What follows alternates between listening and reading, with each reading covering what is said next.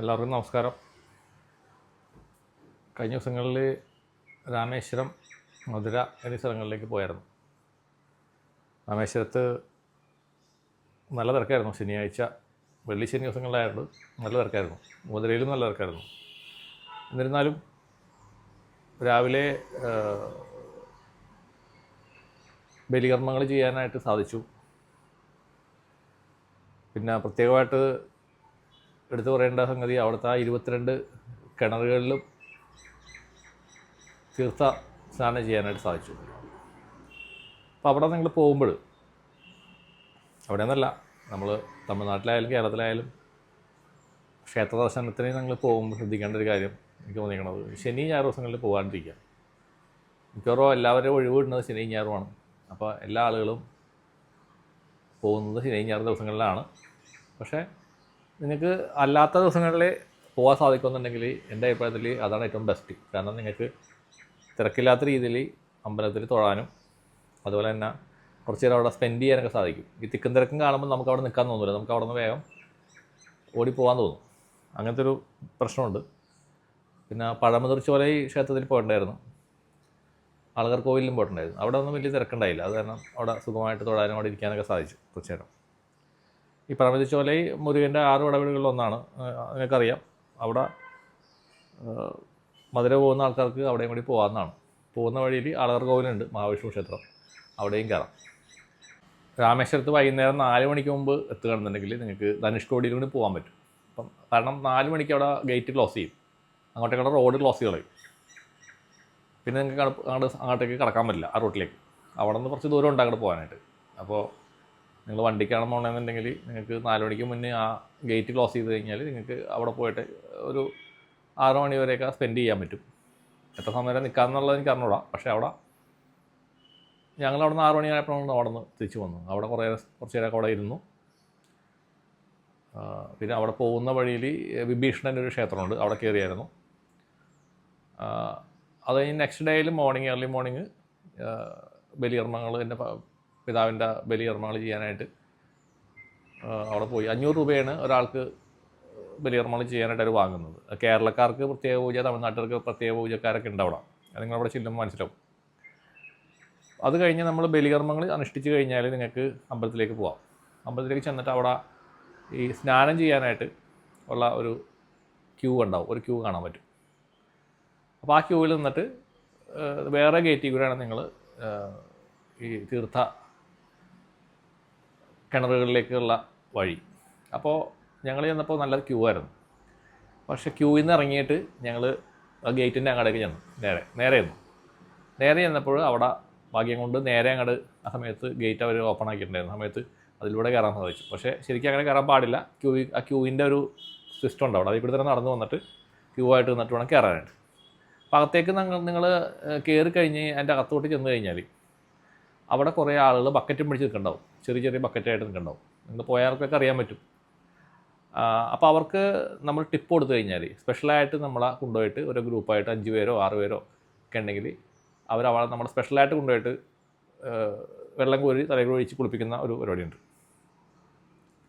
അല്ലെങ്കിൽ നമുക്ക് 25 രൂപ ടിക്കറ്റ് എടുത്തു കഴിഞ്ഞാൽ ജനറലായിട്ട് ക്യൂവിൽ കൂടി പോയാൽ ഓരോ കിണർ 1, 2, 3 നമ്പർ ഇട്ടുണ്ട്. പല സ്ഥലങ്ങളിലാണ് ഇങ്ങനെ വളഞ്ഞൊക്കെ വരണം.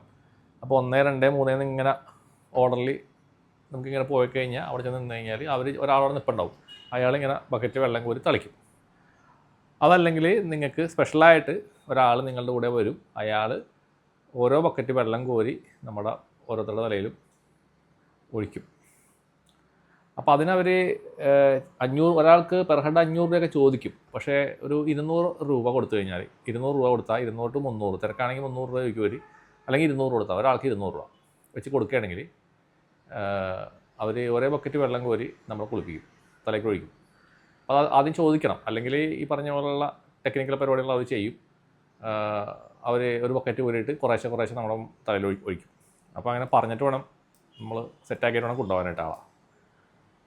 അപ്പോൾ 22 കിണറുകളിലും നമുക്ക് അവിടെ തിക്കും തിരക്കൊന്നും ഇല്ലാതെ ക്യൂ നിൽക്കാതെ നേരെ നിന്ന് അവർ നമ്മളെ ആളെ മാറ്റിയിട്ട് നമ്മൾ നിർത്തിയിട്ട് വെള്ളം ഒഴിച്ചിട്ടുന്നവർ പെട്ടെന്ന് തന്നെ കഴിയും, വളരെ സ്പീഡായിട്ട് കഴിയും. ഇത് ചെയ്തതിന് ശേഷം അവിടെ നിന്ന് നമ്മൾ തിരിച്ച് റൂമിൽ വന്ന് കുളിച്ച് ഡ്രസ്സ് മാറി കുളിച്ചിട്ട് വേണം വീണ്ടും ദർശനത്തിന് പോകാൻ. അപ്പോൾ വീണ്ടും ചെന്ന് തൊഴുതിട്ട് നിങ്ങൾക്ക് തിരിച്ചു പോരാം. അങ്ങനെയാണ് അവിടുത്തെ ഒരു ചടങ്ങ്. അപ്പോൾ അതൊരു നല്ലൊരു എക്സ്പീരിയൻസ് ആയിരുന്നു. ആ ഒരു 22 കിണറുകളിലെ തീർത്ഥത്തിലുള്ള കുളി. ഞാനിപ്പോൾ 2ാമത്തെ പ്രാവശ്യമാണ് ചെയ്യുന്നത്. ഇതിനു മുമ്പ് പ്രാവശ്യം ഞാൻ പോയിട്ടുണ്ട്.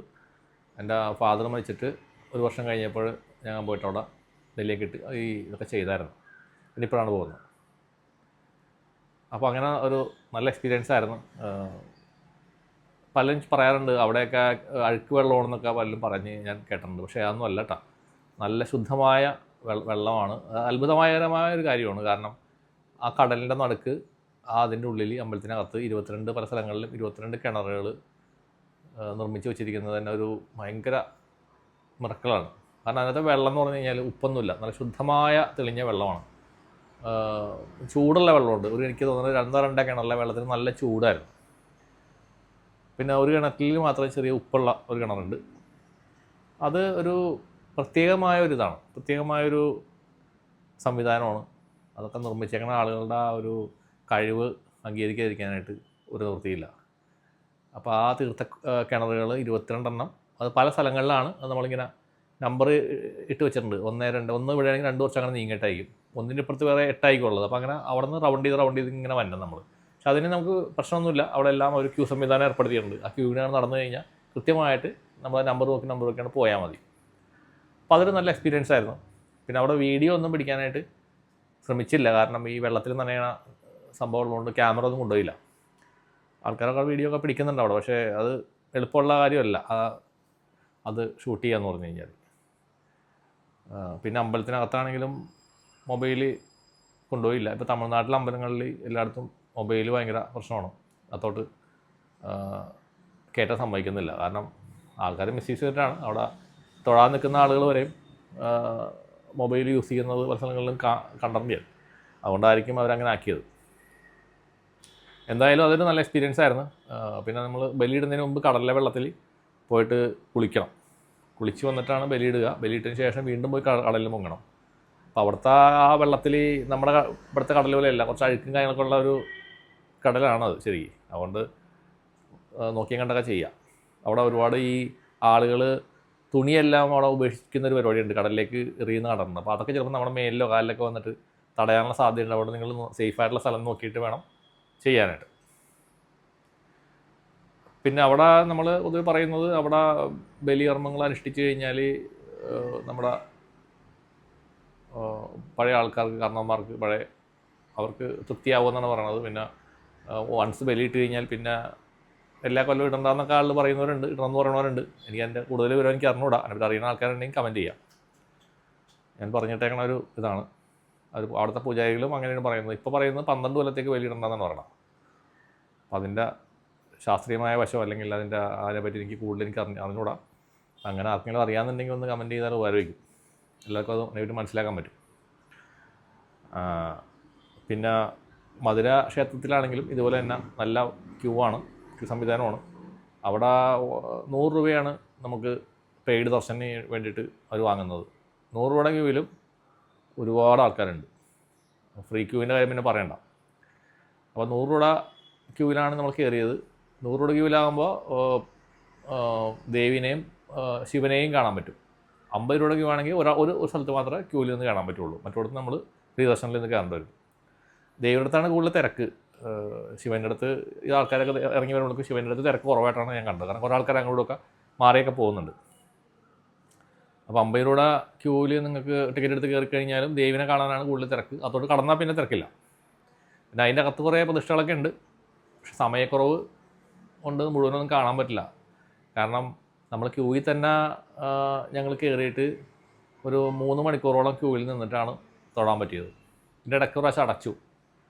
വൈകുന്നേര സമയത്ത് 7:30 ആയപ്പോൾ അടച്ചിട്ട് 8:15 ആയപ്പോഴാണ് പിന്നെ വീണ്ടും തുറന്നത്. അതുവരെ അവിടെ ക്യൂവിൽ ഇരുന്നു. എന്നിരുന്നാലും ദേവിയുടെ ക്ഷേത്രത്തിൻ്റെ ഉള്ളിൽ നമ്മൾ ഇരിക്കുമ്പോൾ നമുക്ക് അത്ര ഒരു മടുപ്പ് തോന്നുന്നില്ല. പിന്നെ അതുകൊണ്ട് വലിയ ബുദ്ധിമുട്ട് എനിക്ക് തോന്നിയില്ല.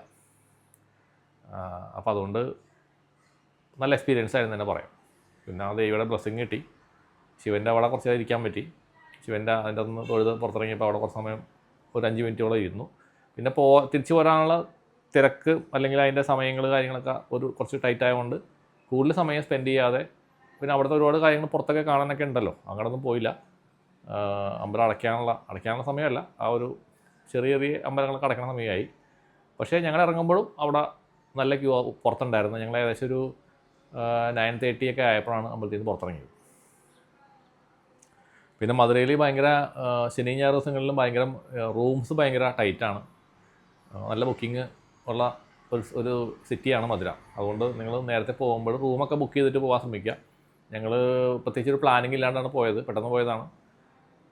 അതുകൊണ്ട് റൂം ബുക്ക് ചെയ്തിട്ടുണ്ടായിരുന്നില്ല. പിന്നെ അവിടെ ചെന്ന് ഞങ്ങൾ അന്വേഷിച്ചപ്പോൾ റൂംസ് എല്ലാം നല്ല ഹോട്ടൽസൊക്കെ ബുക്ക്ഡ് ആയിരുന്നു. അവിടെ എന്തോ ഒരു പാർട്ടി സമ്മേളനമോ മറ്റോ നടക്കുന്നുണ്ടായിരുന്നു അവിടെ. അതുകൊണ്ട് പിന്നെ അവിടെ സ്റ്റേ ചെയ്തില്ല. അവിടെ നിന്ന് രാത്രി ഒരു 12 മണി ഓടിയിട്ട് ഞങ്ങൾ അവിടെ നിന്ന് തിരിച്ച് നാട്ടിലേക്ക് വണ്ടി ഓടിച്ച് നൈറ്റ് മുഴുവൻ ഓടിച്ച് നേരം വെളുക്കുമ്പോൾ 8 മണിയാകുമ്പോൾ വീട്ടിലെത്തി. അപ്പോൾ അത് മാത്രം ആയിരുന്നൊരു കുറച്ച് ബുദ്ധിമുട്ടായ ഒരു കാര്യം ഉണ്ടായുള്ളൂ. ബാക്കി എല്ലാം നല്ല ഭംഗിയായിട്ട് എല്ലാ കാര്യങ്ങളും നടന്നു. പിന്നെ തിരുപ്പരകുണ്ട്രമണി പോകണമെന്നുണ്ടായിരുന്നു, പക്ഷേ തിരുപ്പരകുണ്ടത്തേക്ക് പോകാനുള്ള സമയം ഉണ്ടായില്ല. അപ്പോൾ അതുകൊണ്ട് പ്ലാൻ ചെയ്ത് പോകുക നിങ്ങൾ. അതിൻ്റെ ലൊക്കേഷനൊക്കെ നോക്കിയിട്ട് എത്ര സമയം എടുക്കുന്നൊക്കെ നോക്കിയിട്ട് പോകുന്നവർ പ്ലാൻഡായിട്ട് പോയി കഴിഞ്ഞാൽ ഈ മധുരയിൽ പ്രധാനമായിട്ടും നിങ്ങൾക്ക് കാണേണ്ട അമ്പലങ്ങൾ ഒന്ന് മധുര മീനാക്ഷിയാണ്. അത് ഒരുപാട് സമയം എടുക്കും. അപ്പോൾ അതുകൊണ്ട് അത് നിങ്ങൾ സമയം നോക്കിയിട്ട് അവിടെ എത്തുന്ന സമയം നോക്കിയിട്ട് പ്ലാൻ ചെയ്യുക. ഒരുപാട് സമയം ക്യൂ നിൽക്കേണ്ടി വരും. രാത്രി നിങ്ങളൊരു 7 മണിക്കോ അല്ലെങ്കിൽ 7:30 മണിക്കോ അവിടെ എത്തിയാലും ക്യൂവിൽ നിൽക്കാൻ പറ്റുമെന്ന് എനിക്ക് തോന്നണം. കാരണം അമ്പലം എല്ലാവരും കയറ്റിയിട്ടാണ് ലാസ്റ്റ് അടക്കുന്നത്. പിന്നെ തിരുപ്പരകുണ്ടത്തേക്ക് പോകാൻ സാധിക്കും. അവിടെ ഒരു ഗുഹാക്ഷേത്രമുണ്ട്. പിന്നെ പഴമതിച്ചോലയിൽ ഇളകക്കുക. അത് രണ്ട് ഡയറക്ഷനിലാണ്. മധുര സെൻട്രലാണെങ്കിൽ ഒരു ഡയറക്ഷനിൽ ഈ പറഞ്ഞ പഴമതിച്ചോല, ഇപ്പോഴത്തെ ഡയറക്ഷനിലാണ്, ഓപ്പോസിറ്റ് ഡയറക്ഷനിലാണ് ഈ തിരുപ്പരകുണ്ട്ര ക്ഷേത്രമുള്ളത്. അപ്പോൾ അതുകൊണ്ട് നിങ്ങൾക്ക് ഇവിടെ നിന്ന് അങ്ങോട്ടേക്ക് ഓടാനുള്ള ദൂരമൊക്കെ നിങ്ങൾ കാൽക്കുലേറ്റ് ചെയ്യുക. ഗൂഗിളിൽ നോക്കി കഴിഞ്ഞാൽ അറിയാൻ പറ്റുമല്ലോ. അപ്പോൾ അതനുസരിച്ചിട്ട് ട്രാഫിക് കുറഞ്ഞ സമയത്ത് അങ്ങോട്ടും ഇങ്ങോട്ടും യാത്ര ചെയ്യാൻ ശ്രമിക്കുകയാണെങ്കിൽ വലിയ തിരക്കിലാണ് നിങ്ങൾക്ക് ക്രോസ് ചെയ്യാനായിട്ട് സാധിക്കും. പിന്നെ തിരുപ്പരകുണ്ടത്ത് 4 മണിക്കാണ് അമ്പലം ഓപ്പൺ ആവണത്. പക്ഷേ പഴമതിച്ചോലയും പിന്നെ അവിടെ ഒരു ദേവിയുടെ ഒരു ക്ഷേത്രം ഉണ്ടായിരുന്നു മുകളിൽ. പഴമതിച്ചോല കഴിഞ്ഞ് കുറച്ചുകൂടി മുകളിലോട്ട് പോകുമ്പോൾ ഒരു ദേവീക്ഷേത്രമുണ്ട്. അതൊക്കെ ഓപ്പൺ ആയിരുന്നു. ഞങ്ങൾ ചെയ്യുന്ന സമയത്ത് ഉച്ച സമയത്ത് എത്തിയപ്പോൾ അതെല്ലാം ഓപ്പൺ ആയിരുന്നു. ഞങ്ങൾ വെച്ച് 4 മണിക്കാണ് ഓപ്പൺ ആവണത്. പക്ഷേ അത് ഓൾറെഡി ഓപ്പൺ ആയതുകൊണ്ട് അങ്ങനെ അത് സമയലാഭം ഞങ്ങൾക്ക് കിട്ടി. പിന്നെ തിരിച്ചവിടെ നിന്ന് ഓടി ഒരു 4 മണിക്ക് മുന്നായിട്ട് അഴകർകോവിൽ വന്നു. അവിടെയും ഓപ്പൺ ആയിരുന്നു. പിന്നെ ശനിയാഴ്ച ആയതുകൊണ്ടാണെന്നറിയില്ല, അത് രണ്ടും ഓപ്പൺ ആയിരുന്നു. അപ്പോൾ അതുകൊണ്ട് അതുകൂടി ഞങ്ങൾക്ക് തൊഴാൻ പറ്റി.